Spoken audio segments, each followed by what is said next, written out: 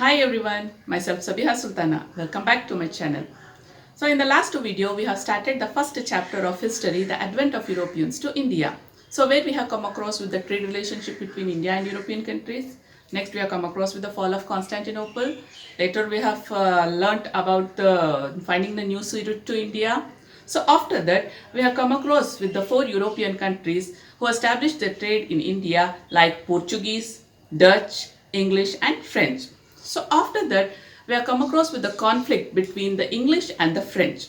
So after that leads to Carnatic Wars. And even in the last video, we have come across with the first Carnatic War.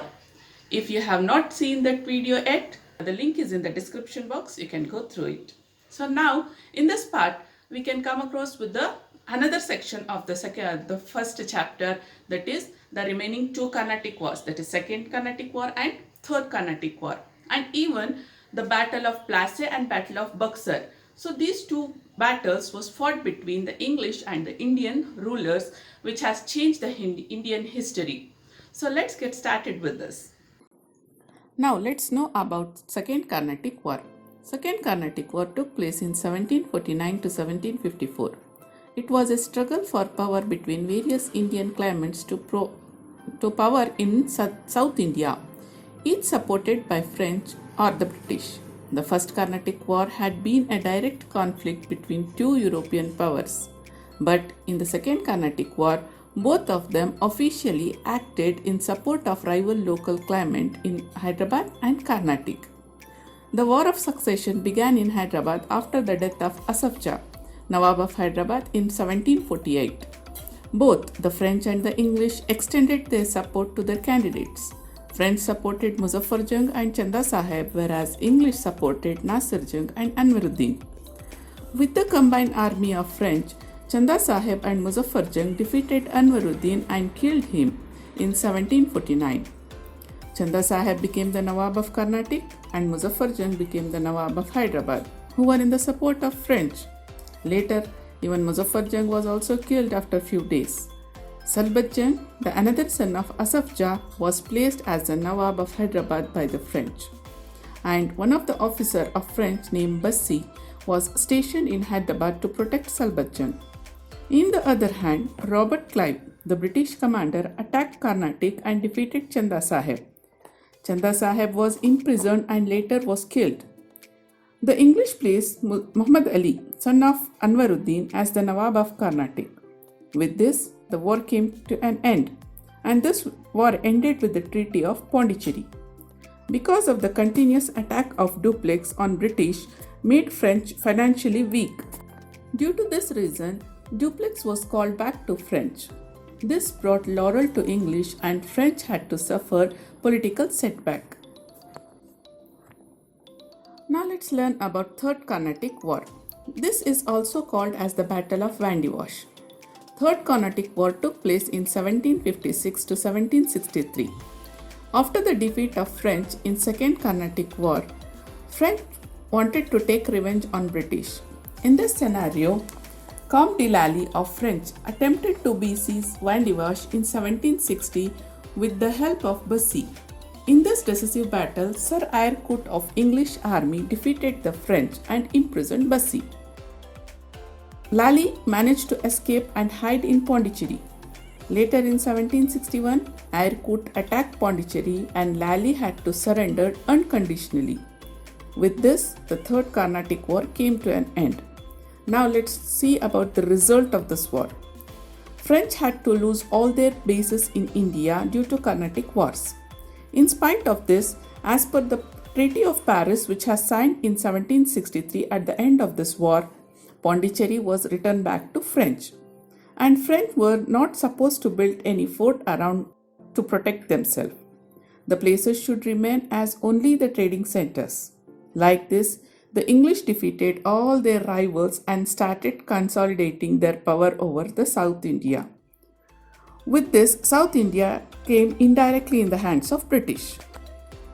Now let's learn about British rule in India. After gaining political control over South India, the British tried to control over rich Bengal province in the later part of 18th century. The Bengal province had achieved tremendous growth in the area of agriculture, commerce, and industry. East India Company was making considerable profit from these provinces. Mughal ruler Farrukhsiyar issued dastakats, which were the main reasons for their profit. Dastakat means a license or free trade passes to carry out trade without paying any taxes on transport of goods.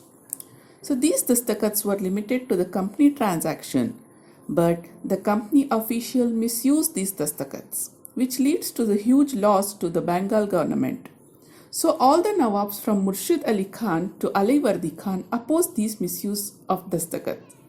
Later, it turned into confrontation between the Nawabs and the company.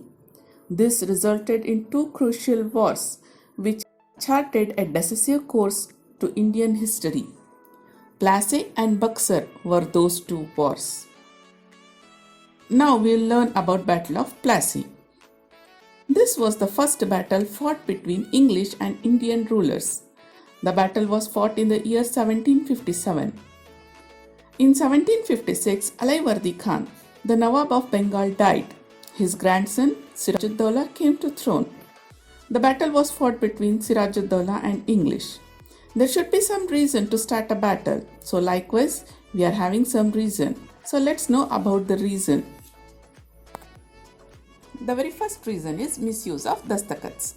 Siraj-ud-Dawla was furious that the dastakats were misused by the officials of the company, incurring losses to the government treasury. The second is mending of fort without permission. The British repaired the fort of Calcutta and placed cannon in them. This further angered Siraj-ud-Dawla and he ordered the removal of cannons from the court. The British refused to do this and this angered the Nawab further. And next is the Black Room tragedy. Siraj-ud-Dawla conquered the Fort William easily and imprisoned some of the British. He imprisoned 146 Englishmen in a small room in the fort, of which 123 died. This is called as a Black Room tragedy. This enraged Robert Clive and arrived in Bengal with a large army. Robert Clive made a plan to defeat Siraj-ud-Dawla.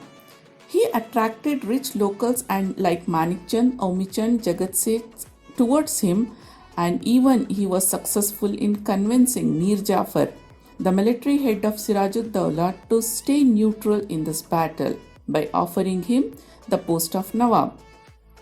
Robert Clive declared war against Siraj-ud-Dawla.